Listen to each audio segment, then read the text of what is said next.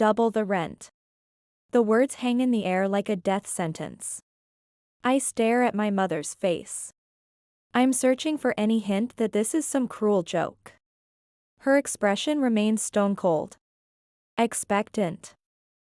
Behind her, my father avoids my gaze. He's fidgeting with his car keys like a guilty child. You want me to pay double rent?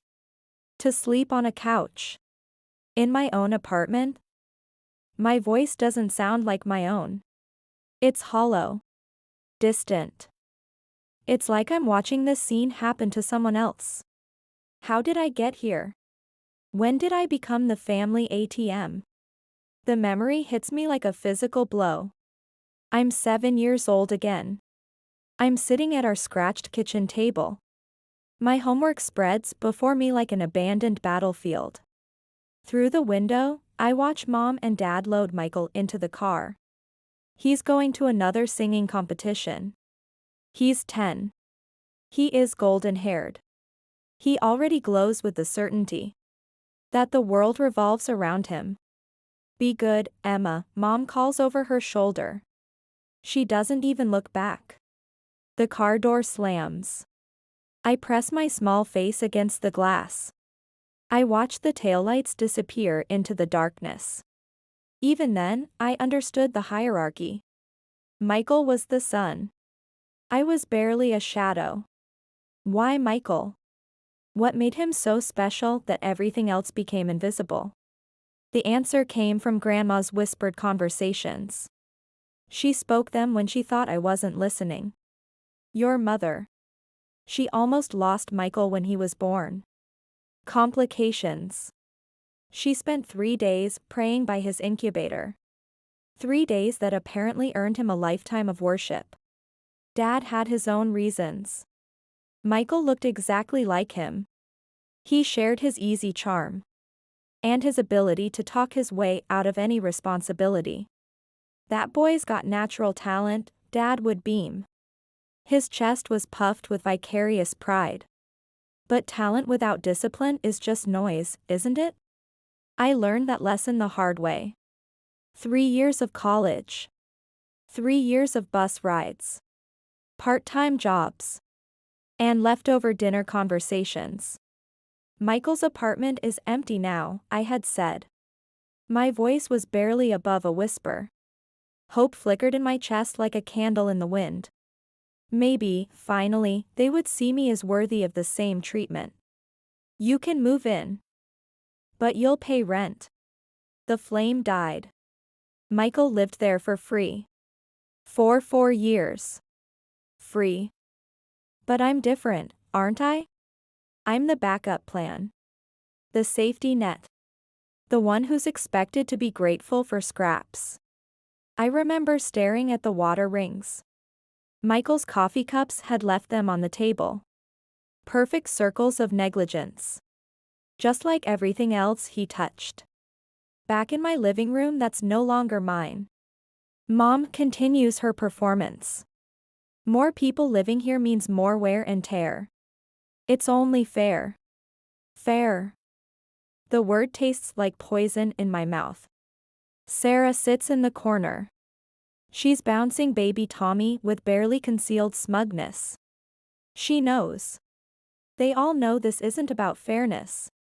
Michael sprawls in what used to be my reading chair. His unemployed confidence is as intact as ever. He's 31 years old. 31. And he's never paid rent in his life. What if I can't afford double rent? I ask. I'm testing the waters. Mom's smile is razor sharp. You make good money now, Emma. You can manage. The trap snaps shut around me. I'm pretending to read. Their whispered conversation drifts from the kitchen. Can you believe it? They're giving us half the rent money every month. Of course they are. Emma makes plenty. She can support us for a while. This is perfect. Free apartment and spending money. My book trembles in my hands. 28 years of being second choice. And they're not even hiding it anymore. The betrayal doesn't feel like a knife. It feels like drowning. Like every breath I've ever taken in this family has been on borrowed time. The grandfather clock in the hallway chimes midnight. It was the one that belonged to my actual grandparents. The only people who ever saw me. 12 bells for a new beginning. My laptop screen glows in the darkness. I scroll through apartment listings. One catches my eye. Modern one-bedroom. Quiet building. Walking distance to downtown. The rent is exactly what I was paying before Mom's latest scheme. Perfect. Let them figure out how to pay for Michael's lifestyle without their personal bank account. I dial the number with shaking fingers. Hi. I'm interested in the apartment on Cedar Street. Yes. I could see it tonight if possible. Freedom has never sounded so simple.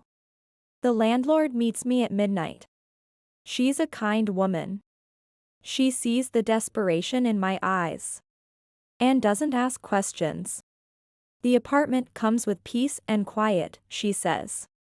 She hands me the keys. No family drama included. I sign the lease with tears in my eyes. Happy tears. Month-long business trip, I lie smoothly the next morning. I'm wheeling my suitcases past Michael. He doesn't even look up from his phone. Of course he doesn't. I've been invisible for so long. My absence won't even register. Let them discover the truth when the rent's due. Let them scramble. Let them panic. My new apartment is a sanctuary. Clean walls. Unmarked by someone else's carelessness. A refrigerator. It will hold only my food. A bed that's mine alone. For the first time in my adult life, I fall asleep without anger in my heart. Exactly 30 days later. Mom's fury explodes through my phone. Why haven't you sent the full rent payment? I'm sitting in my own kitchen. Eating breakfast I bought with my own money. In peace I earned. Through 28 years of being treated like furniture. Actually, Mom. I know all about your arrangement with Michael and Sarah. Silence. Beautiful, terrifying silence. Were you planning to tell me that half my rent money was going straight into their pockets? That's none of your? What my brother needs, I interrupt. Surprised by the steel in my voice. Is to grow up and take responsibility for once in his life. Where did this strength come from? When did I find my voice? I've moved out. The apartment is all yours and Michael's now. The sound she makes isn't quite human. It's the noise a house makes when its foundation finally gives way. Now, as I sit in my apartment. My actual apartment. I can almost laugh at Mom's final desperate attempt. Let's not be hasty. What if we go back to the original rent amount? Too little, too late. Grandpa calls sometimes. With updates I never ask for. But somehow I need to hear them. Michael still hasn't found work. There just aren't enough executive positions for failed businessmen, Grandpa says. His amusement is barely concealed. Mom and Dad are supporting 3 adults and 1 baby on Dad's retirement income. The apartment I once called home is falling apart. Unpaid utilities. Broken appliances. They can't afford to fix them. I bought myself a car last month. Not because I had to. Not because it was practical. But because I wanted it. Red. Convertible.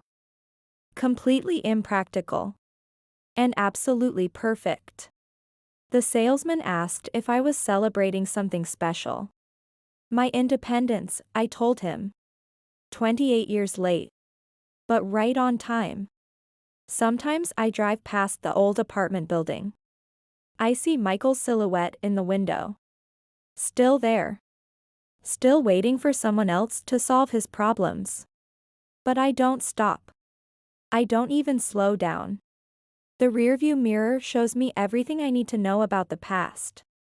Ahead of me, the road stretches wide and golden, full of possibilities that are finally, completely mine. For the first time in my life, I'm not anyone's second choice. I'm my own first priority. And it feels absolutely right.